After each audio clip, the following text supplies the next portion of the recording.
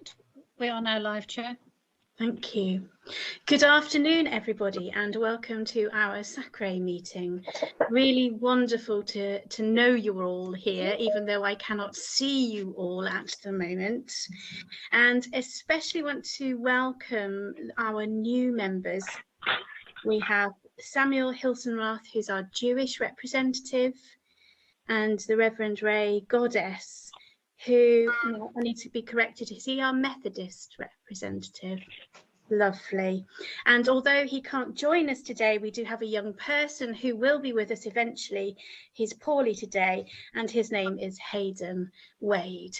So welcome. I will just begin with a roll call and just see for who's here and who's not. We do have some apologies.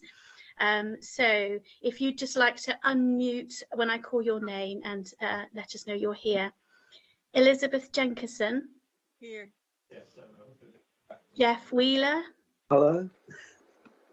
Sarah Coote. Here, but I'm on a phone, so I don't know if I can. I'm on the audio. We can hear you. Yes, but I assume I can't mute myself. Don't worry about it. Oh, I might be able to mute you. Let's see. If you need to unmute, then you press *6 on your phone, and that should unmute you if you are muted. Thank you. Lovely. Sheikh Fazal Abbas Datu.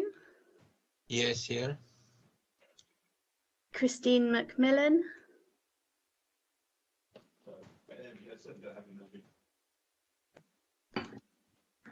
Pastor Chris Thomas. Yes, sorry, I'm here. I couldn't. Oh, hello there. I can see you now. Apologies in advance. If we haven't finished, I've got another commitment. I have to leave at 5:30. Super. Thank you. Pastor Chris Thomas. Apologies. Thank you. Jaswant Singh Digpal.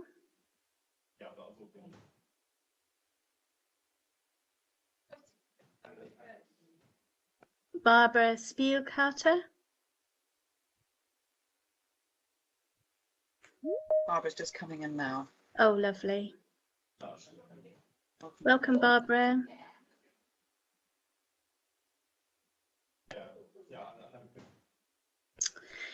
Jeff Wade.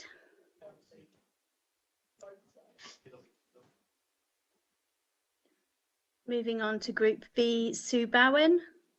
Sue sends her apologies. Thank you. Jane Kelly. Yeah, I'm here. Helen Reeder.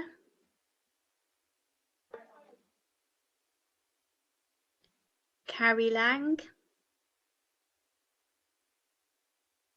Yeah, hiya. I'm Kari, by the way. It's not Carrie. Forgive me, Carrie. That's right. No, I've known you long enough. I'll have to put that there. Aisha Small.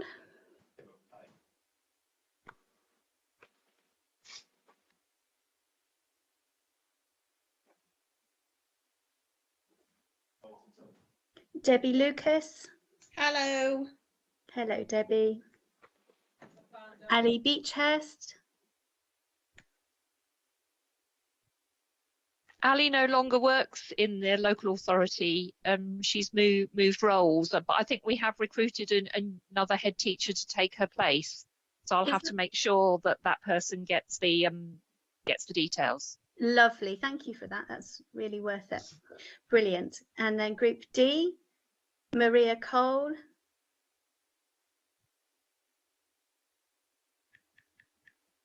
Taki Jaffa. Present. And I believe we have apologies from Councillor Tom and Councillor Ryan. Jessie Wilson. Hello. And no Hayden with us today. And have I missed anybody who is present?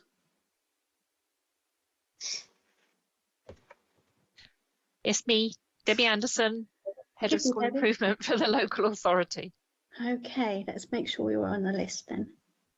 Sorry, earlier you said my name and you were introducing me as a new member, but I didn't respond. So I'm here as well. And who are you? Sam Hilsenroth. Hello, Sam. Welcome. Lovely to hear from you. Anyone else?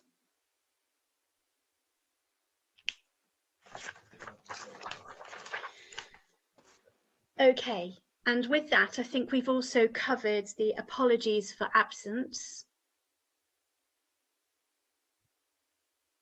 I've got those noted, Chair. Thank you very much. So we shall now move on to item 3, and just a moment to take a breath for some quiet reflection, which I shall lead today. So just a moment to sit back and just think. As we notice that the dangers of the pandemic have eased and we have found ourselves in a new space, none of us could have foreseen the next darkness that has arrived and lurks across Europe. In the face of it all, the global prayers from the faith community for peace, and peace for Ukraine and peace for Russia, have been extremely moving. These prayers unite us in our humanity and also the thoughts of those for whom they would consider themselves not a person of faith. The immense generosity of those who have made financial donations and also physically taken lorry loads of clothes and baby milk and nappies, etc., have been heartwarming.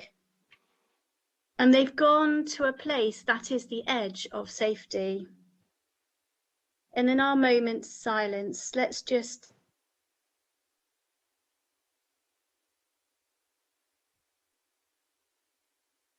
read.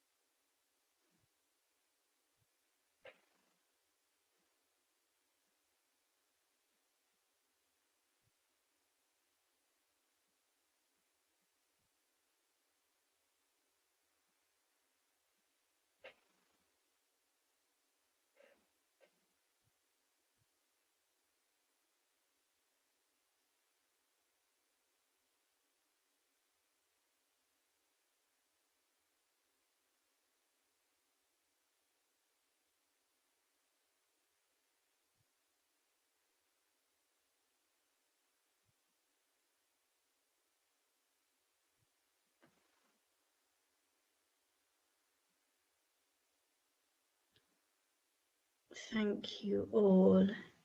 And now I invite you, as we now move on to item 4 on our agenda.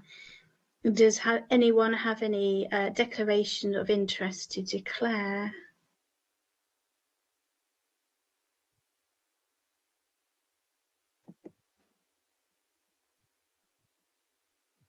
Hello, Elizabeth. Hi, it's my usual. I'm a judge for West Hill that gives grants to SACREs. Thank you. And now moving on to item 5, minutes of the previous meeting dated the 3rd of November 2021. There have been some typos already spotted. Have anybody else noticed anything that they would like corrected?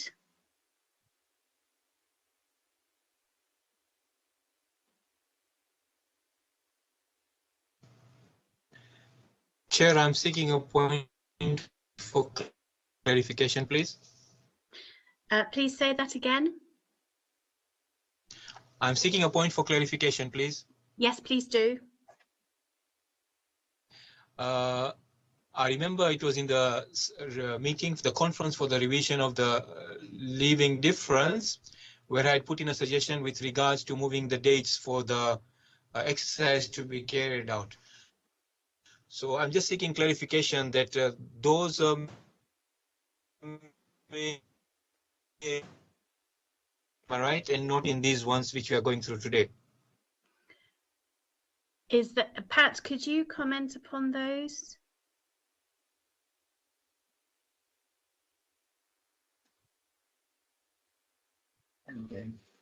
Yes, it definitely is a point that I took back to my colleagues and we discussed.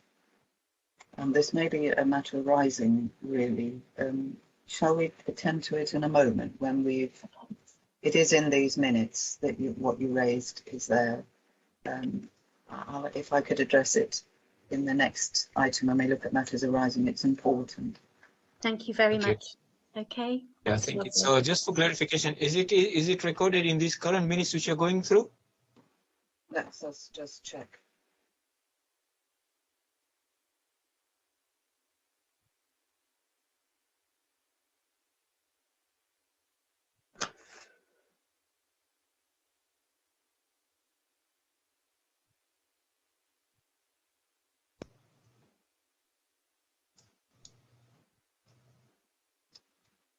You're right.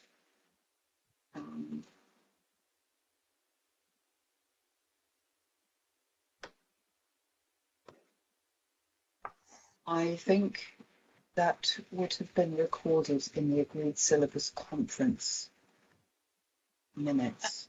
And that those would normally go to the next conference meeting.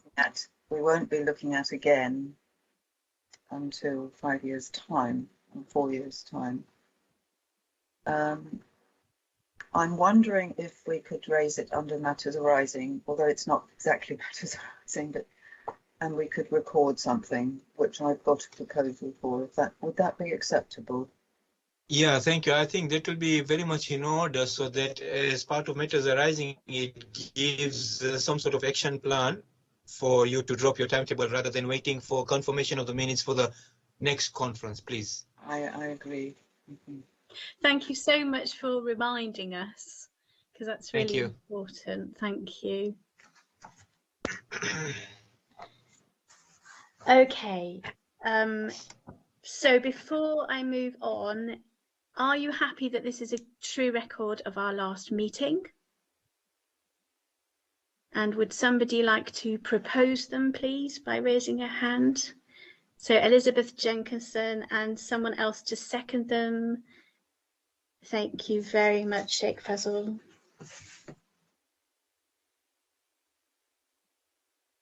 All those in favour? Are you able to see a big screen, Karen, for everybody, or do you want them to put their hands on there? Well, I think we can do it by dissent if anybody has. Okay. Anybody disagrees. Against? Okay. I don't think Jane's against. There we are. Okay. Is that carried? That's lovely. Thank you very, very much for that. That's really helpful. Okay, moving on to item 6, I'm just going to hand over to Pat for this next bit, please. Thank you.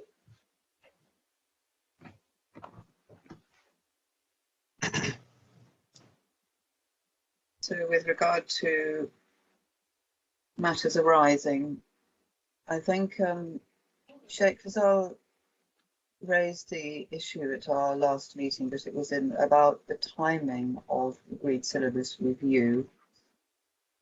And what I'm going to propose, which is not exactly what was discussed, but I suspect that there's never quite a right time to do a review. There's never quite a right time to launch. What I would suggest is that we're leaving a legacy for Portsmouth SACRE, but that in good time, Portsmouth SACRE agrees to consider the timing of the reviews and to ensure that the other SACREs reviewing together, that happens.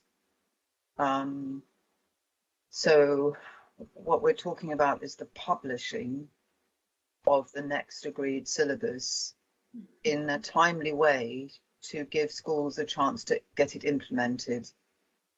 At the moment, we publish in the autumn of a year, and that's happened for the last 5 or so years.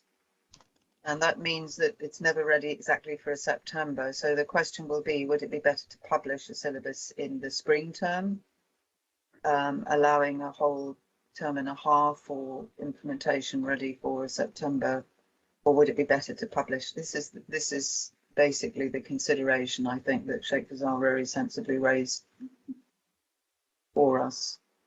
So we've adopted this syllabus in December, November, effectively, of 2021. It would be sometime during 21, 22, 23, 24, sometime during 2025 to give fair consideration to the timing of the publication of a subsequent syllabus. I guess it would be a good idea to bring to the March meeting of the agreed of SACRE or the autumn meeting in 2024. Perhaps it should be the autumn meeting of 2024. That gives plenty of time then, 2 years, to agree the future publication, whether it's to bring it forward or whether it's to bring it slightly later. Does that meet with the concern, Sheikh Fazal? He's freezing a little. Yeah, I was saying that would be a good start. Thank you very much. We're bequeathing this to the autumn meeting of 2024 SACRE. Yeah. Yes. Thank you.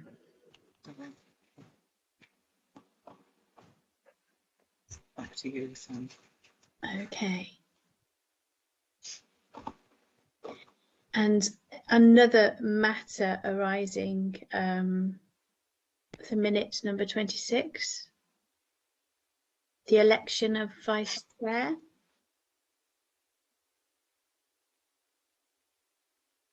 Do we do this in this section? I think Karen thought, our clerk thought we could.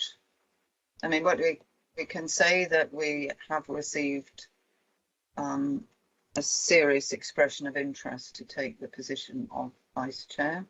Yes. And that's Corrie Lang, who I think has given it considerable thought and spoken to our chair. And we don't need an election exactly because we don't have several people offering. But I think this is very considered, and I think we're very grateful to Corrie. We probably need to formally bring Corrie into the position. I'll hand back to Sam. So we would like to formally invite you, Corrie, to be vice chair. What action do I need to take now? I can see Taki has his hand up. Taki, please speak. I just wondered if Carrie wouldn't mind giving us a brief synopsis of herself, just because it just gives a better understanding of, you know, who we're electing to the chair position of vice chair. Thank you. Okay. Thank Over you. to you, Corrie, then. Okay, I shall keep it brief. I teach philosophy, religion and ethics, and I have done for almost 20 years now. I'm also the sixth form representative. Got a lot of experience working with local schools, not so much actually in Portsmouth because I was over in Gosport, but I am making the connections in the local schools in Portsmouth now. So I just feel that I'm in a good place to be able to offer myself to the role. Thank you. May I be bold enough to ask if anybody's got any questions for Corrie?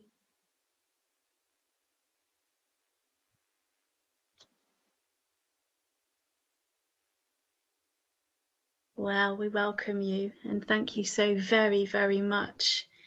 Do I need to do anything else now, Karen? I don't think so, Chair. Again, I think we can do this by dissent if nobody has any objections. I think we can say that Kari has been duly elected. Well, yes, yeah. Confirmed. Let's say confirmed. Confirmed as Vice Chair. We confirm that you are our Vice Chair, Kari. Welcome. Very big welcome to you. Thank you. Hurrah! Thank you. Hurrah! Well, we are delighted. Well, I'm delighted. So that's brilliant. Okay. And now I'm assuming there was no dissension.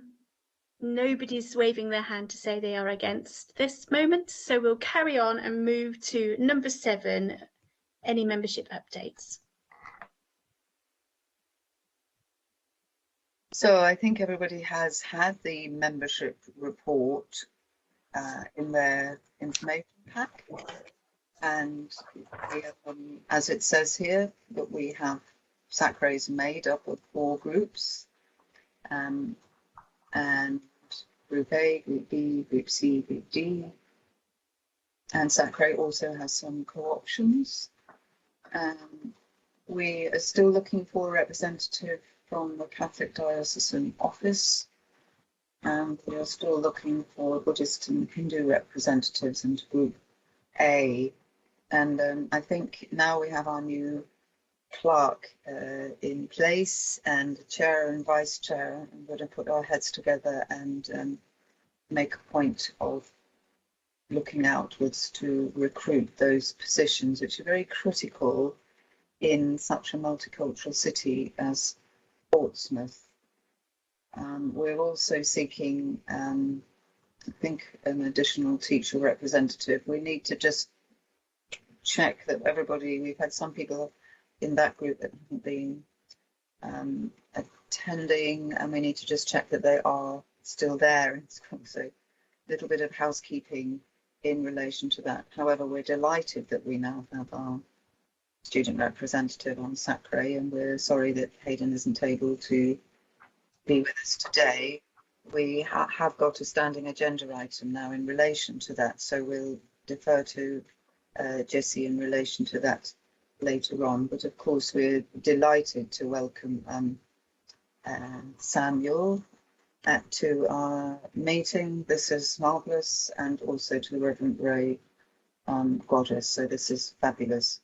One of the things we do regularly is to arrange training for SACRE members, and we try and do this across the 4 authorities that share the agreed syllabus. So my plan will be to arrange something either during the summer term, probably during the summer term, do it fairly imminently. We've traditionally run something one a year in September, but I think there's sufficient new members that we should run it sooner than that. And in addition, so as well as new members who will be invited to attend that, we would really welcome anybody from SACRE who would like a refresher and treat it as an opportunity to explore our agreed syllabus a little bit more. Otherwise, that's the report. Thank you very much, and your report has been noted. Thank you. Moving on to item 8, brief updates or notifications of items to be brought to a future meeting. Does anyone have anything they would need or would want to recommend that we bring to a future meeting?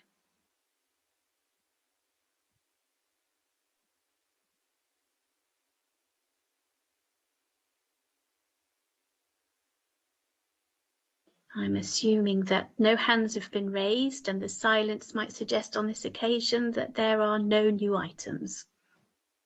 Okay, moving on to item 9, monitoring group meeting. Pat, would you like to introduce your report?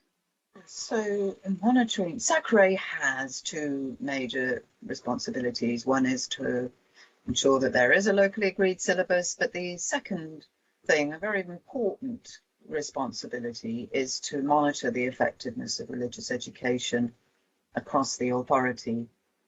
And to do that, SACRE convenes a monitoring group that meets around about a month, 6 weeks before each SACRE meeting.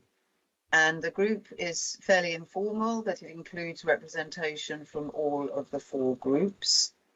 And if you think your group is not well enough attended, then please make contact with our clerk or myself or our chair, and we can correct that.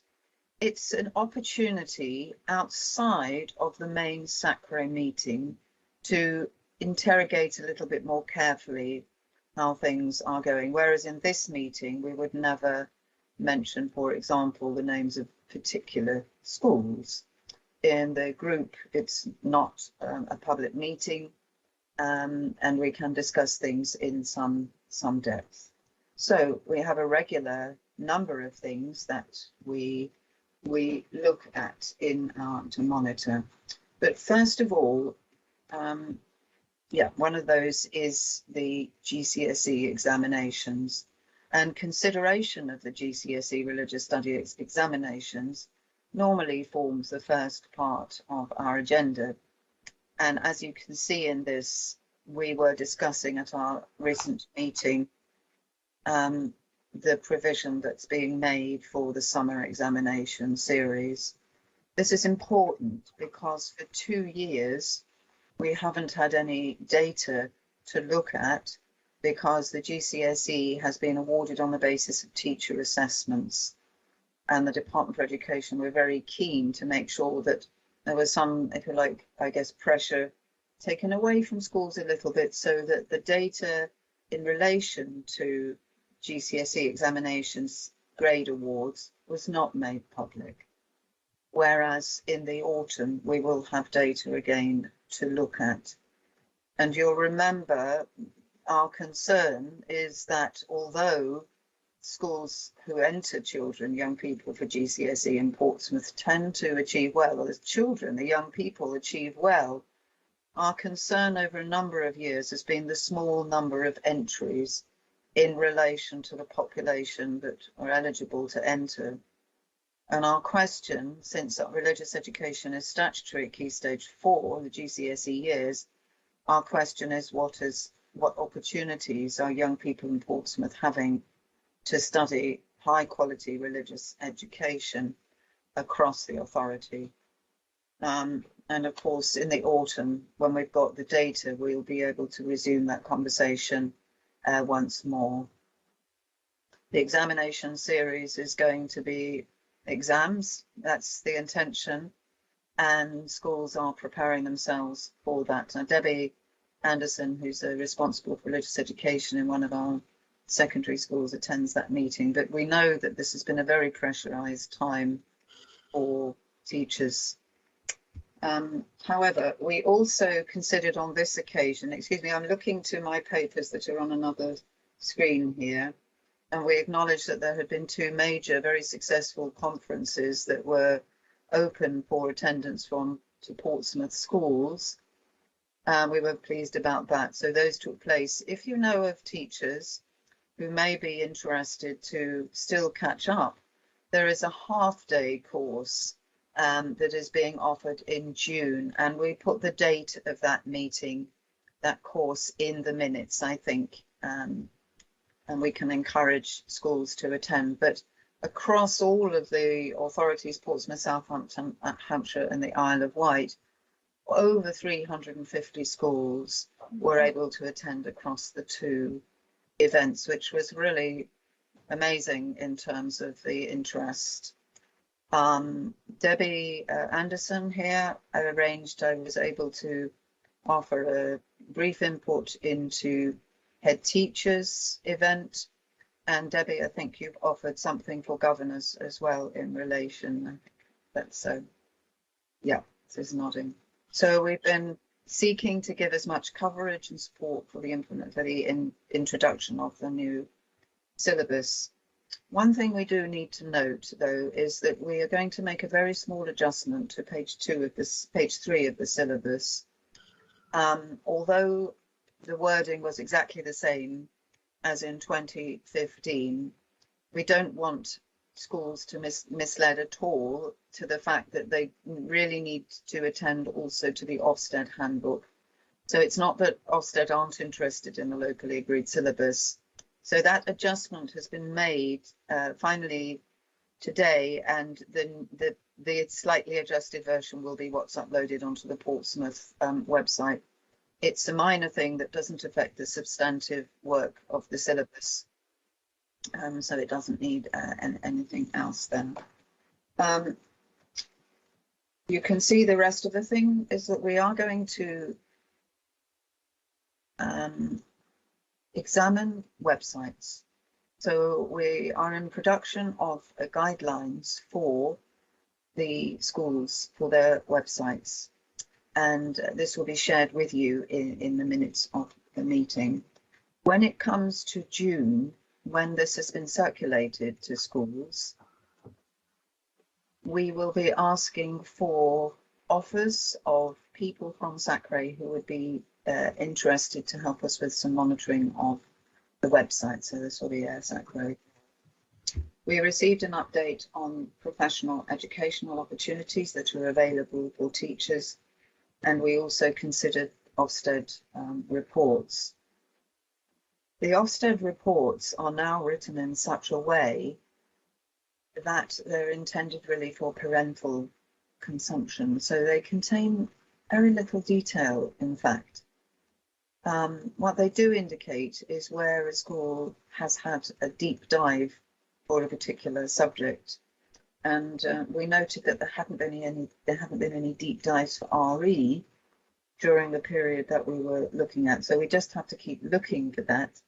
What we know is what's really important, we may invite Debbie to speak to this, is the conversation that happens around the table with the head teacher towards the end of the Ofsted inspection. And if it's a local authority school, then I think Debbie would be involved with that conversation. If it's an academy, then it's more difficult for us to really keep an eye on what is going on. I don't know if Debbie, would you like to add something to that in relation to Ofsted? Yes, I think you're right. A lot is actually discussed at the team meeting with the school, the final bit where the judgments are made, and there's lots of detail that is shared between the inspection team and the school to explain how the judgments are coming about. And that doesn't necessarily now make its way into that final report. So I think that discussion that school leaders can work with myself and feed back to me if there are things around religious education, or certainly the sort of the spiritual element that is undertaken in inspection work under social, moral, spiritual and cultural that is looked at from the handbook, then I would gain that from our LA maintained schools, but I wouldn't necessarily get that level of detail from our academies. I think the important bit with reference to living difference and that adjustment being made is that you have to be very, very careful that schools do not do things for Ofsted. Ofsted inspect our schools on the things that they should be doing all the time anyway. Okay, thank you. So SACRE does have a responsibility to monitor collective worship, and my colleague Justine Ball will be embarking on a survey during the summer term. We have wanted to keep the pressure minimum for schools, but assuming all other things being equal in relation to COVID, this may be something that SACRE will want to resume. And then, as in the past, we have received, it's important. We started this monitoring of collective worship, in particular where schools may have received a request to withdraw children from or collective worship, in light some years ago of a potential risks there might be of right-wing extremist activity, for example, with a concern that if we saw a spike in withdrawals from collective worship, or indeed withdrawals from religious education, all a part of, this is something in light of that we should keep our eyes on. But with COVID, we've just not wanted to put any extra pressures on school. But I think we're delighted that we've got some progress in the religious places of worship document, and this is Sam who's been working on this for SACRE.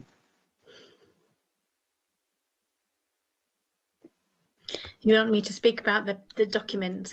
So I apologise that it has taken me so long. I think it's a year since we started talking about this document to put it together, but just had a bit of time at the beginning of this week because I have an interfaith meeting I'm going to tomorrow here in Portsmouth.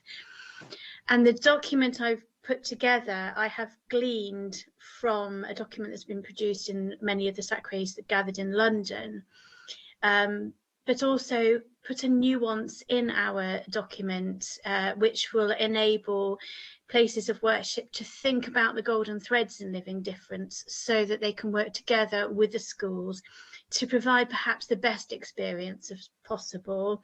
It says things like, you know, the name of the person in the place of worship who identifies as the faith leader, and then who to be contacting. It asks for specific questions about greetings, about how we ask about names, what names people like to be called, what kind of rooms are available in the place of worship, whether there's parking, other things to do with food, other things to do with special items. And there's even a section about pondering time for faith leaders who might feel they've got time to go into school and contribute to those lovely experiences and just extensions of the curriculum. So I'm not able to share that with you on my screen, I don't think, but what I'm going to do is circulate this questionnaire to the faith leaders in SACRE who have got places of worship here in Portsmouth. Across the deanery it will go here in Portsmouth. Tomorrow I will be asking the faith leaders attending this interfaith meeting if they will get involved so that schools know who to contact, how to contact, and which places they can visit. I had a teacher from a school last week, a secondary school, say, "Can you give me the phone number of?" And I was like, "Well, no, I can't, but I'm on it." I'm on it. So, and it will be really lovely to have this documentation up to date because our directory is really out of date now in a way it wasn't before. So with the new kind of freedoms we're finding, I'm hoping to get that collated and somehow up and available.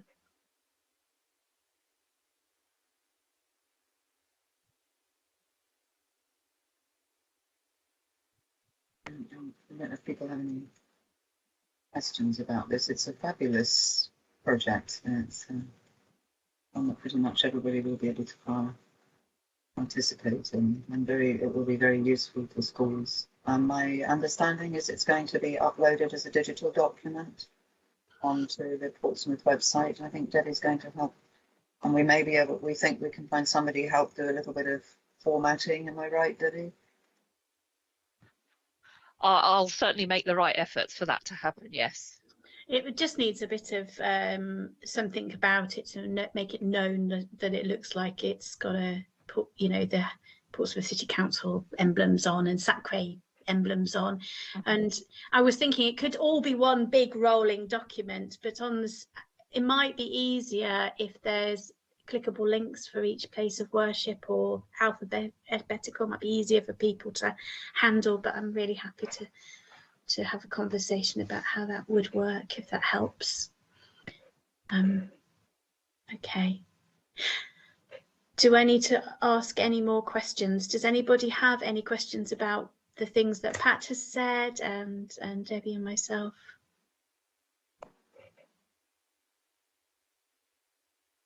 Taki? I just say with the contents of the way you produce if it's an online document, then you can create hyperlinks from the index page directly onto the item. So it is easily feasible, but if you need any support, please do ask. That's very generous of you. Thank you very much. Thank you. Any So, more? Jane's just put a comment in the chat bar.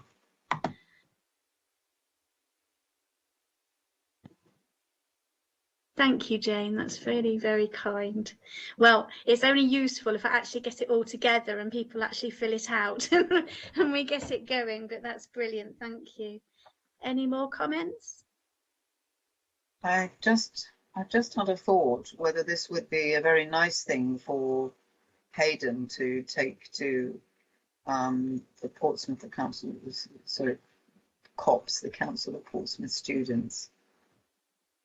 Whether that's something something we might add to the minutes. Well, I'm very happy to give the document to Karen so it can be just sent out to whoever. And I'll be doing that with the interfaith group to give it to the secretary of that one, and we'll just see where it goes and where it comes back to. I'm very happy for them to come back to me initially, or if they come to you, Karen, that's all good too. That's really good. Any more comments?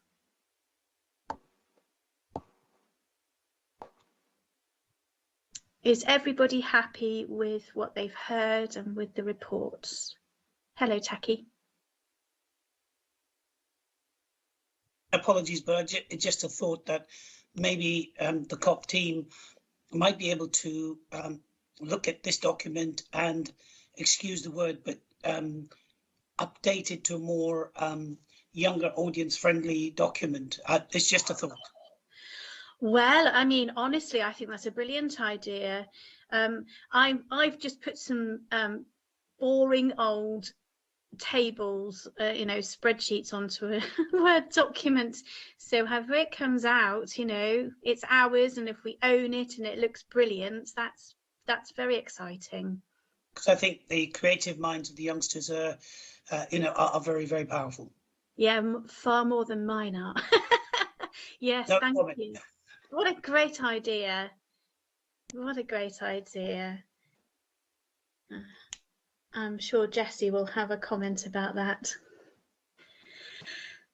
Okay, so thank you for your reports and for all we've shared in that item, and they are duly noted. So let's move on to item 10. Council of Portsmouth Students, COPS and SACRE. Over to you, Pat. Well, this is now a standing agenda item.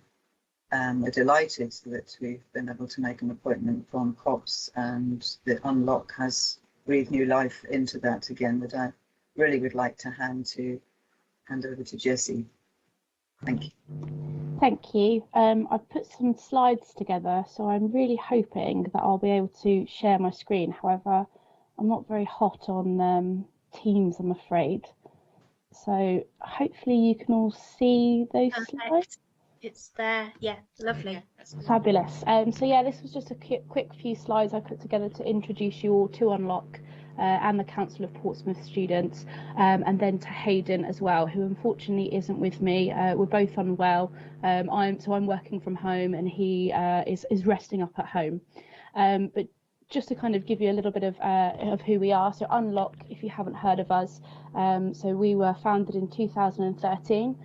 By Hayden and Taylor. So Hayden's there on the left and Ben on the right. They're still very much managing directors of the company. And our mission of Unlock is to empower young people to be innovative change makers who seek to build stronger communities and sustainable businesses. And we develop young people's skills, enhance their potential and boost their determination to succeed. So although we are based in Portsmouth, we do work nationally. But one of the main projects we do are student forums, and thus the Council of Portsmouth Students. Oh, so that's Team Unlock, just a lovely photo I love to add in. There's many more of us within the team as well, but that was our annual get-together last year. And then this is me, my name is Jessie, so I'm a programme facilitator at Unlock, so my focus is on leadership skills and student voice. And before I was working at Unlock, I was a lecturer of drama and theatre at some schools in Portsmouth and also in the Midlands. But yeah, so the Council of Portsmouth Students, which I'll go into more detail, that comes under the student voice part of my role. So as I said, Unlock runs quite a few student forums, and these are forums for young people across an area to collaboratively work together to drive school improvement in their community and local area. And these forums celebrate and share good examples where students can facilitate a positive change to their educational environment.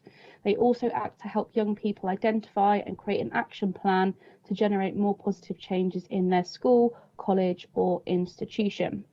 So the Council of Portsmouth Students, or COPS as we fondly call it, is just one of Unlock student forums. We also have a primary version made up of some primary schools based in Portsmouth. We also have the Cambridgeshire Student Forum, so exactly the same thing as COPS, but in Cambridgeshire. And then we also used to have the South Hampshire District Forum, but that was disbanded at the end of last year. But that was made up of schools in Gosport and in Hampshire. One of those schools that was really involved in the South Hampshire District Forum was then absorbed into COPS.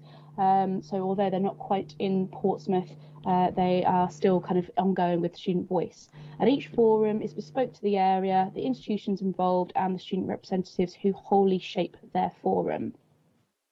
So COPS this year, we're really fortunate to have 11 institutions directly involved. We have 15 institutions overall who are involved, but 11 directly involved, and they send student participants to the Council of Portsmouth Students, of which there are 59 participating this year. And these are the schools that are directly involved. Hopefully you recognise the logos, so I don't have to go through them. And then this is a snapshot of our students. So this is a photo taken at the end of last month at our forum within the Portsmouth Changemaker Studios, which is where Unlock is based within the Portsmouth Guildhall. Lovely smiley young people. Our youngest is in year 7 and our eldest this year is in year 11, although in previous years we also have had representation from year 12 and year 13. So the Council of Portsmouth Students is made up of 3 different groups. So the first one is institution groups. So these are made up of the representatives from each school. So some of those groups are made up of 2 students, some of them go up to 8. They vary depending on what the link teacher of that school want to send across as representatives. But we meet either in person or online with their student representatives, with their link teacher, who's my point of contact with the school, and then myself to discuss an action plan for the future. So we've just had all those institution group meetings recently. 2 of those I was able to do in person, went into the schools, and the rest of those took place online, mostly during the school day, for us to kind of catch up and check in, see how they were doing. We then have action groups, which are online meetings with all the members of that specific action group. And that's led by an action group leader, which is a student, and then supported by myself from Unlock. And within these meetings, we have discussions of their specific actions, what individuals can do and contribute to their individual institutions, and meeting with their bespoke mentors to help and assist and guide. We've got 4 action groups this year, so their focuses are on climate change and eco-friendly, diversity and inclusion, life skills and careers, and mental health and well-being. So this was decided by the students themselves. So they all took a vote and then they were able to choose which group they wanted to go into. So there is a bit of an imbalance. Some of the groups are smaller than others, but we also had to consider making sure there was representation of each group for all the schools. So if a school, for example, sent 4 student representatives, they're all in separate action groups to try and kind of cover all bases, if you will. So these are our different action groups. This is our climate change action group, our diversity action group, our life skills action group. They're the slightly smaller group. They were missing some members that day though. And our mental health and wellbeing action group there. Lovely smiley people. Then we have our executive group. So this is an in-person meetings that take place led by the chairperson, which is a young person, and supported by myself. And we regularly meet up and have discussions and reviews of previous work done in COPS, looking ahead to future summits that we have, and actioning what individual members need to do to move the forum forward. And our executive group is made up of a chairperson, a vice chairperson, communications officer, education officer, social media officer, and the action group leaders and vice action group leaders of each action group. And these roles were all gained through vote. So the action group leaders and the vice action group leaders were done in person. within the action groups where they were self-nominating, gave a 30-second speech of why they should be voted for, and then a vote was taken there and then. With the other 5 positions, that was done through an anonymous vote, so they had to pitch as to why they wanted to be chosen. They could do that through a presentation, a video, voice recording, and then we did a Google form vote where they were successful in getting their roles. And then the one that you want to be interested in is your education officer. This is a picture of our executive group. That's everybody bar one of them that we had last time we all met. So the education officer, this is a new role for 2021. This wasn't a part of the COPS in previous year. It's something I created with SACRE in mind. And their role is to attend SACRE meetings as a student representative, as Hayden would be here today, but also to attend any other additional meetings as required to do within their scope of education officer, and then to report these outcomes back to the forum. And as it says there, being a new role, there's scope to shape the role, which is really exciting. So Hayden was successful in gaining the role of education officer, and he put together this slide to introduce himself, and this is where I'd be passing over to him to read it out loud, but alas, he's not here, so I'll do it on his behalf. So Hayden does go to Admiral Lord Nelson School, where he's in year 8, and one of the reasons he wanted to join COPS and then become the education officer was to ensure that his voice was being heard, but also to inspire others, members of staff and students attending, and being able to resolve issues that face us, and simply be a supportive person. But also he was really keen about shaping the role of education officer, with it being a brand new role. And then a fun fact about him is he loves to play piano, and he performs at performing arts evenings at school along with the band that he is in. I'm really sorry again that he's not here, but if you do have any questions for me or for Hayden, I'd be very happy to pass them on to him when I see him in a couple of weeks' time for another meeting that we will be having. Thank you so very much for that introduction. I think that was really, really helpful. And first of all, can we send our best wishes to Hayden and wish him to get well soon? And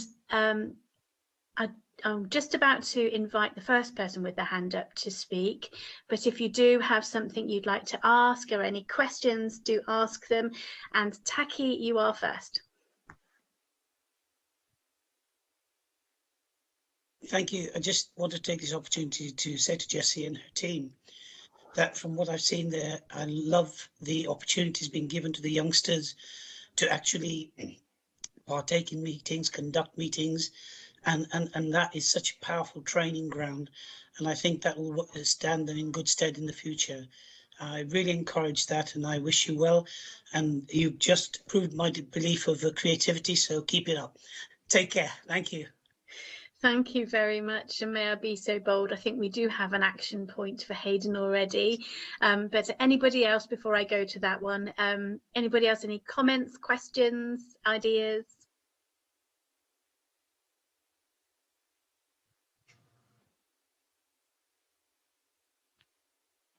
Hello, Jane.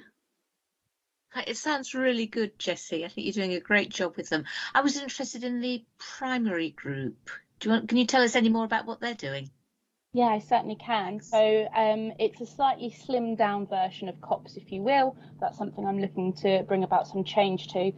So they only meet twice a year, but very similar vein in terms of a school sends their student participants to represent them, and they come together. So we met in, I believe it was November last year.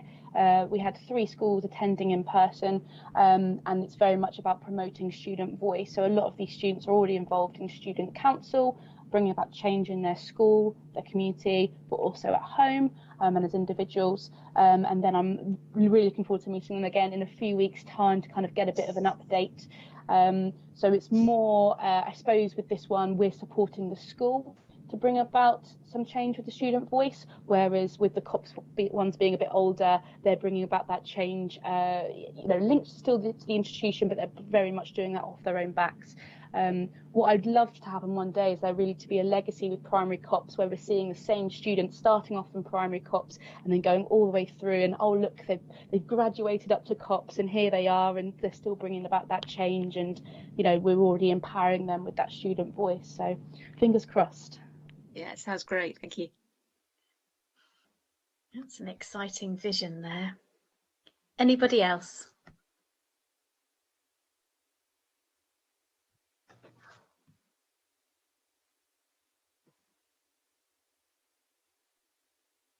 Hello, Pat.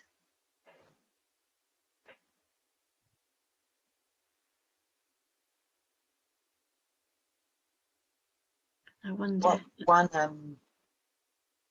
dream, you could say, or vision of what we might want to see a little while down the line would be something like a youth voice conference linked to SACRE.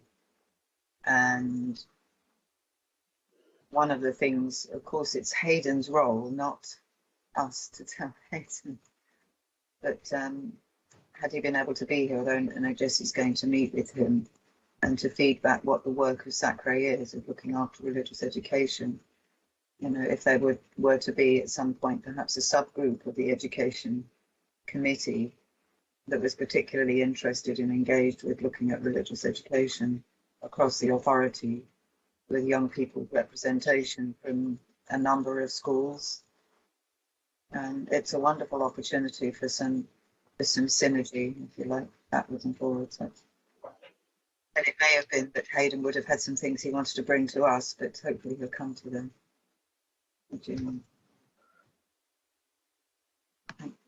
Thank you. Yes, to encourage that too, for him to bring his thoughts to us, that would be super. And I'm very happy to come and meet him if that's appropriate and you'd like that and he'd like that. So I think we have asked very tenderly and gently if that would be possible, if he'd like to, or to take back to COPS the directory form, and to make it more beautiful than the very basic, boring Word document I've come up with. I will go ahead and send it out because it's easier to print black and white, but for what we put on the website, it'd be quite fun if they clicked on, you know, the forms to find these really interesting things and creativity, if that's okay with you, Jessie. Yeah, I can't imagine that being a problem. They love a task and a challenge. So yeah, I'll be more than happy to pass that on and see what they can come up with. I could see they're being quite competitive. Hello, Pat. Yeah. I think I'm really interested to know what the young people think about pondering time. And if they liked the idea and thought about it, maybe to bring that to their teachers. Yes, have they had the chance to do it yet? Have they heard of it yet? Do they know what a golden thread is yet? That's really good, isn't it? I think what they have, the opportunity with linking with COPS, is for young people to start to take part in participation in the religious education curriculum across, and for it not only to be something that teachers gatekeep, if you like, however good and well they do it. It would be really interesting to have that synergy.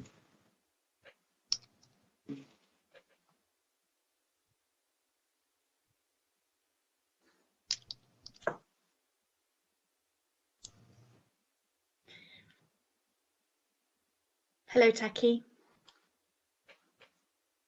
Just a question, because from the point of view of us encouraging participation of the youngsters from schools into places of religious worship, are COP considering something like that, or is it our role, or is it just the school's role?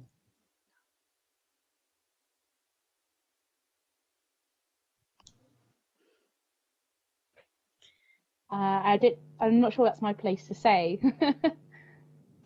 It sounds to me that there's great potential, isn't there? That perhaps this journey of pioneering is, we've got step one, and to see where it goes and how it captures the imagination of those who are going to get involved. I found it very powerful that youngsters who've come to visit the various centres, whether it be the cathedral, the mosque, the synagogues, they go away with such a buzz that it actually carries them for a long while. And we might see a revival of the visits because coming out of lockdown, how we think about faith and how we think about ourselves has changed.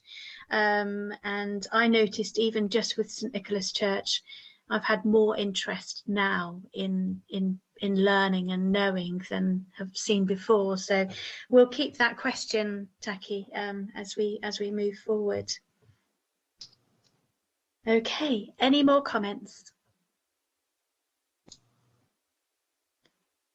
Thank you so very much, Jessie, and we hope that your sore throat and your voice gets better soon too. Thank you for sharing what you have with us. It's very, very exciting.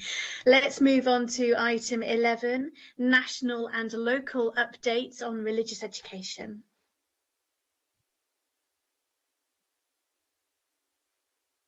Yeah, just a little bit of an update on the activity of the Religious Education Council. I sit on the board of that now, but previously I was representing ARIAC, the Association of RE Advisors, on the RE Council.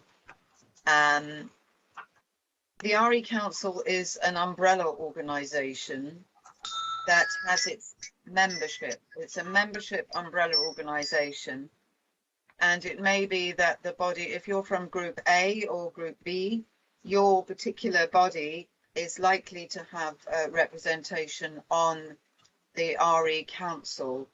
And the RE Council takes a lead in having dialogue with government, for example, about religious education.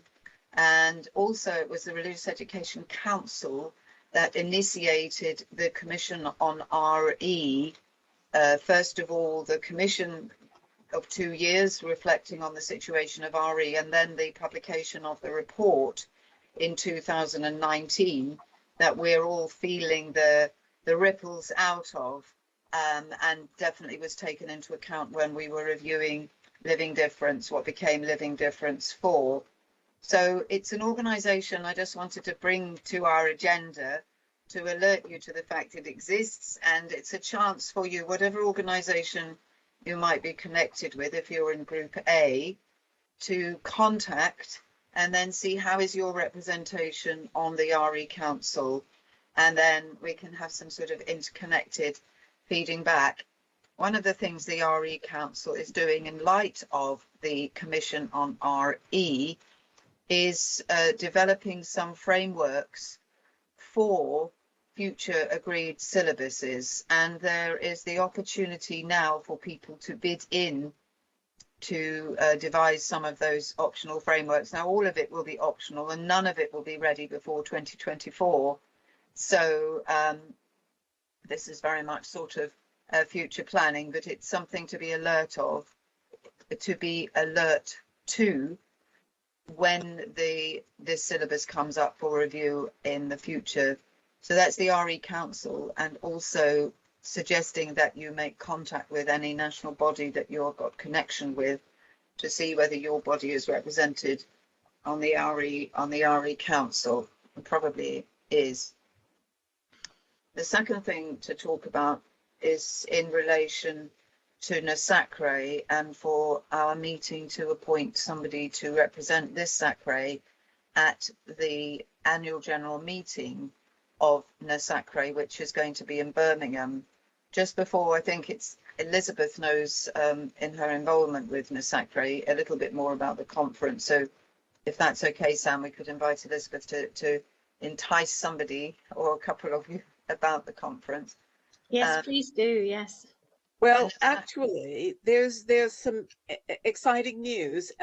It's still in the circulating among members before publication stage. I think it should come out quite soon. I will go ahead and share it with you, but be aware that, as does sometimes happen, it's going to change. So anyway, the current plan is that instead of the scuttling around and breaking off into workshops, there's going to be, we've got a very large area, and we're going to be set up at tables throughout, a little more social distancing there. And we've got 3 main speakers, one of whom is Richard Quay, who's the Ofsted inspector.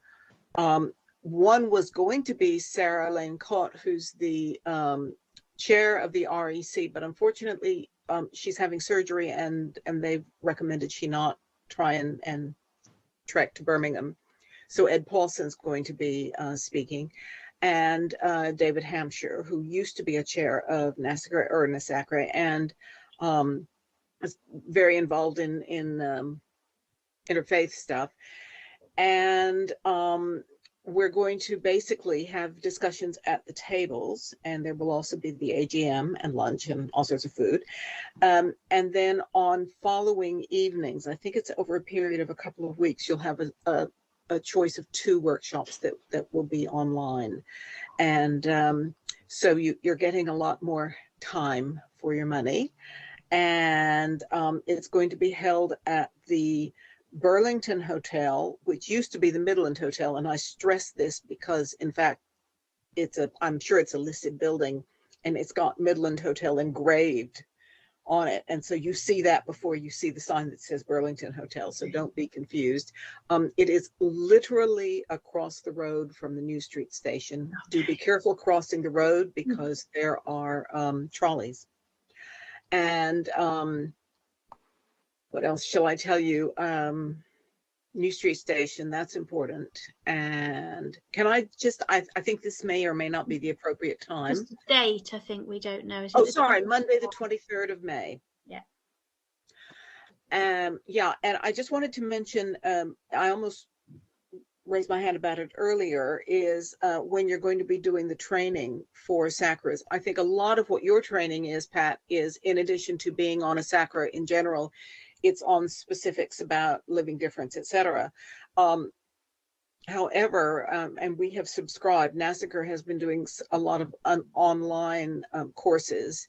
And one of them, I think it may have in fact been the first of this school year, was on being new to SACRE or joining your SACRE. It's being repeated the 29th of June, which is a Wednesday. And at that first one, there was somebody who actually hadn't even been appointed to their SACRE yet. They were coming on this to see if they would follow through and go ahead and join.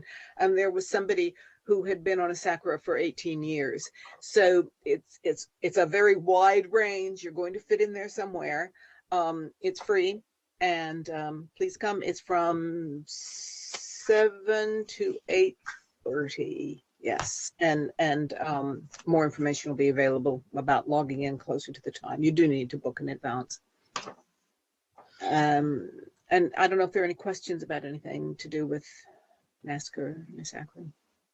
I don't know if Portsmouth is going to be able to send somebody to the AGM. If there's one person or 2, or what's the? Is there anybody who would be interested to travel to Birmingham?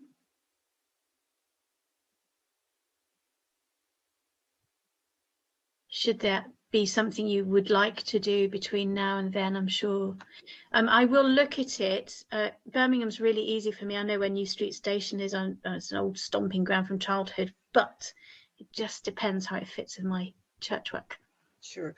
Oh, let me mention, by the way, though, for those of you who might have been thinking about driving, Birmingham now has a congestion zone.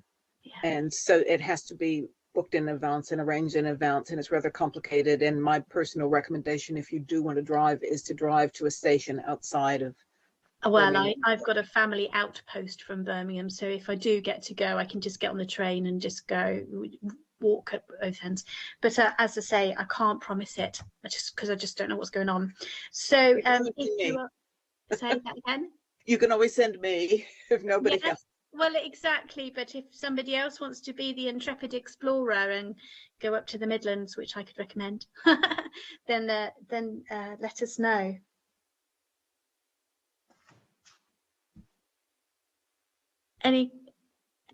Kari? Yeah, I'd love to go, but there's absolutely no way they're going to let me out of work for that one. So, you know, if by miracle I could, then I will. Hey, But... maybe I could do your teaching day and you can go. Yeah, sure. Yeah, brilliant. Okay, Let's great get deal. Surprise. We kind of build it as a kind of training, because David Hampshire is where it works for the Interfaith Network and is very knowledgeable about I matters. don't think he does anymore, actually, Pat, but anyway. Okay. I know it's such a good thing to go to, having been to one before and been on the online one. I like the hybrid version though. That does mean we can dip into the workshops even if we can't get to the special event itself, which I'm not quite sure how that's going to work. That's one of the things that hasn't been spelled out yet, is if it's going to be open to everybody or only people who are registered to attend. I yes. think it's only I people. hope they could be generous like they have been before. That would be really wonderful, actually. It may be that they'll be able to do it. I don't know. Yeah, the online one was brilliant, wasn't it? There was a big problem with us being allocated into the right room because the system went down, but it was just brilliant. Yes, could definitely recommend it. Okay, moving on to reports from the South Central SACRE hub meetings. I did attend, and I'm just looking at my notes, and I don't have an enormous amount. Was there anybody with me at that meeting? Elizabeth, do you have anything you've written down? I don't have any of my notes in front of me either. It was interesting, as they always are, because you see, it's so funny, you know, there's a lot of really specific things that are by law required for a SACRE, and yet somehow we all seem to do many things differently. It's very interesting that way. Even when we share the same syllabus, it's really, you know. And what's another thing that's useful is hearing the troubles and the issues that other SACREs are going through when they've got something quite big that comes up. It just helps us to learn or to share that. They did talk about, I know if this is the right meeting, because it could be a different one. They did talk about the still standing report, which is quite useful. It's about diversity, and so if you need to know anything about how to locate these, you can find this report on the NASACRE website. Something about the Angel Just Like Me project by Mary Hoffman. This is before Christmas, isn't it? Have I gone too far back? Yes. But it was really No, that we talked about that. Yeah. Sorry, I'm interrupting you. Please, Jane, carry on. Because you were there, Jane, weren't you? Yeah. Go, Jane. Are you talking about there was a meeting in January? Is that that's probably the one, isn't it? Yeah. Yeah. We talked about diversity because Justine was talking about her research on decolonising the RE curriculum. And then a couple of us from the diocese talked about a project that we'd done to encourage primary school children to think about, you know, do we think the characters in the Christmas story were white or black or what colour? And we based it on a children's book called An Angel Just Like Me. And next year we're hoping to run out the same project, not just with church schools, but we think a lot of community schools would pick it up, because a lot of the resources link into a Hampshire or a Living Difference RE unit on angels anyway, so there's a lot of overlap there. So yeah, it was and then from that we span out to talk about other issues to do with, well, encouraging children to think about diversity and inclusion. Yeah Thank you. Apart from those things, I think that was the main theme of the meeting, wasn't it? Thank you so much for the clarity there, Jane. That's really helpful. Are there any questions before we move forward?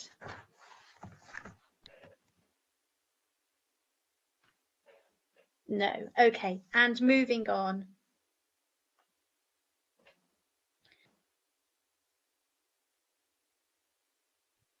I don't think we have appointed anybody to attend the NASACRE meeting, have we? Is it okay to leave that open to see if somebody wants to look at their diary and look at that later, and then to get in touch with us if they can get in touch with Karen or myself or Kari and C and Pat to see if they want to go. How about if I send an email slightly nearer the time before we need to book places with some more details, and then hopefully we'll be able to support somebody in their attendance. Lovely, lovely. Okay, that's super. Thank you very much. Okay, item 12, date of next meeting. Our next scheduled meeting will be on the 7th of June 2022 at 4:30 p.m. in person or virtual, to be decided nearer the time. Shall we test the mind of SACRE to see whether they have a particular preference about that? Good idea. Christine, I know you would like to say something. Thank you, Sam. I just put my hand up because I thought the minutes said it would start at 4 o'clock like we did today, and I wondered why there's a difference.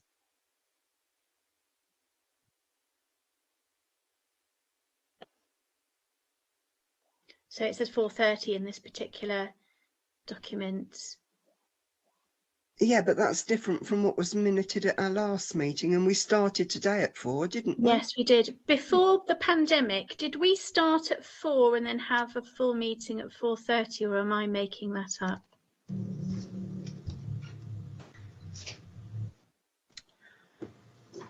I don't remember. I think we may have done that when we were visiting a place to look round, like a place of worship or a school.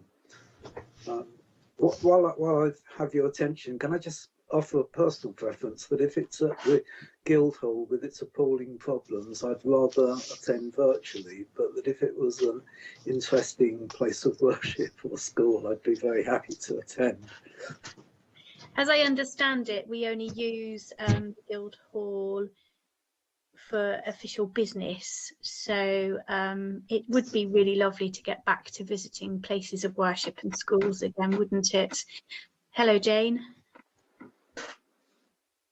I was just going to say the same. If we had an opportunity to meet either in a school or a place of worship, after 2 years of not seeing anybody and not doing that, that would be very nice. It would be, wouldn't it? We'll keep an eye on the pandemic, and hopefully there'll be no more variants that cause us great trouble. Right, Christine, is that a legacy hand, or did you go again? Sorry, Legacy, I'll try and take it down. That's okay, thank you. Pat, you'd like to speak? Just picking up the feeling of the meeting that we maybe would like to be in a place of worship or a school.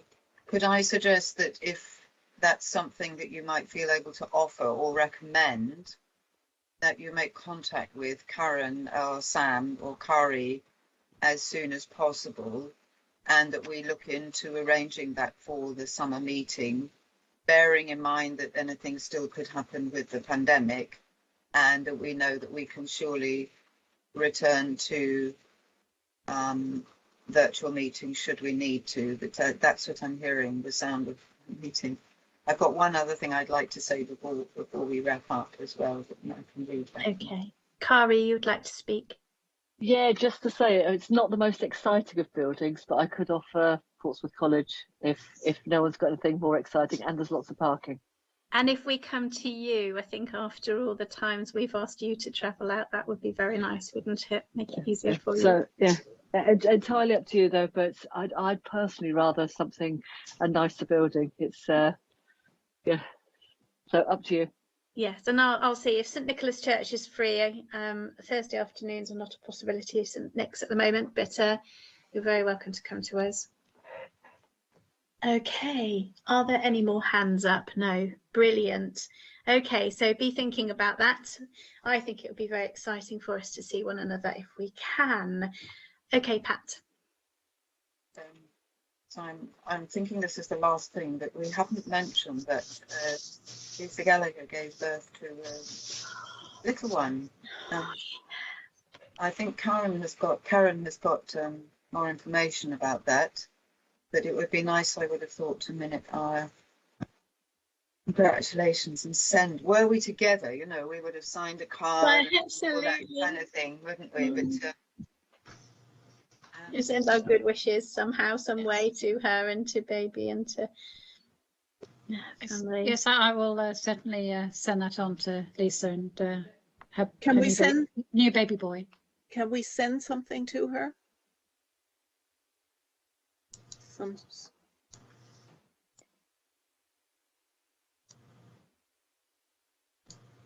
That's a big question. I don't know whether we have the resources to do that.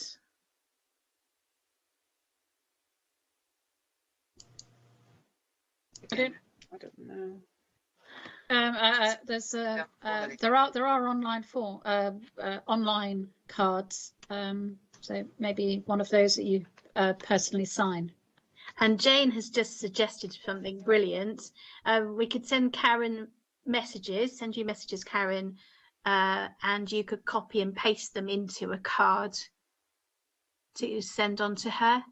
How does that sound? I can do that, yes. That sounds great, doesn't it? So if you'd like to send your good wishes via an email, they can be creatively cut out and pasted. Heart shapes. Yeah, brilliant. Okay. Are we all happy that that might be a good idea? Brilliant. Are there any other things before I say the last bit? Yes, please, Sheikh. Yeah, can I request with regards to suggestion for sending a message, if Karen would be able to favor us dropping us an email so that we can then respond to it, please, with the messages? Yeah, that'd be lovely. Thank you very much. Okay, we have a 5-minute warning. Is there anything else urgent that anybody has? And I will wrap up the meeting. Thank you, everyone. We have reached the end of the agenda and I now close our public meeting. Thank you very much. Thank you. Bye. Bye. Thank you. God bless. Thank you. Thank you all, especially Sam. Thank you. Well done. You're very